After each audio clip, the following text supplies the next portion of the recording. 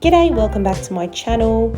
Today I'll be showing you how I have made some polymer clay earrings with some resin, with a bunch of leftover clay. As you can see, I start here by just smushing it into a pasta maker, just to sort of mix it all together. I do apologise about my wrist. I had no idea I had that cut there. It's a bit icky, but anyway. Let's fast forward through this. I just put it through quite a few times just to make sure all the colours blended well together, and the pasta maker makes that real easy to do.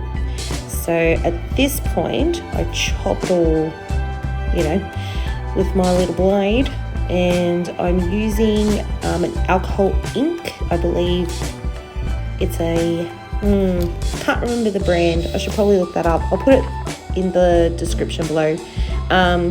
And I chopped that through. I believe my clay was probably a little bit too moist for the ink to stay on the outside of my chops. I think it bled into it. I also added a bit of liquid Sculpey there. And as you can see, the clay is a little bit smooshy. And look, I tried to make like a nice long sausage. I'm cutting sections and I'm not liking the cross sections I'm seeing. So I just keep working it, and I think the more I work it, the more the blue just sort of dissolves into the rest of the clay. It's not terrible, but it's not exactly what I was looking for. So as you can see from here, I'm slicing my sections to make my what do they call it, a slab from the sides rather than through cross sections, because I honestly did not like the look of it. So here I am flattening it out with my roller, and I ran it through the pasta maker just one more time. And look, I think the slab looks much nicer than it would have if I used the cross sections. The little gold pieces were just too small and flecky. So here I am using a little clay cutter. I thought I'd be clever and save myself drilling time by experimenting by adding the holes prior. It is not pretty. It's not a good look. I do not suggest you do this.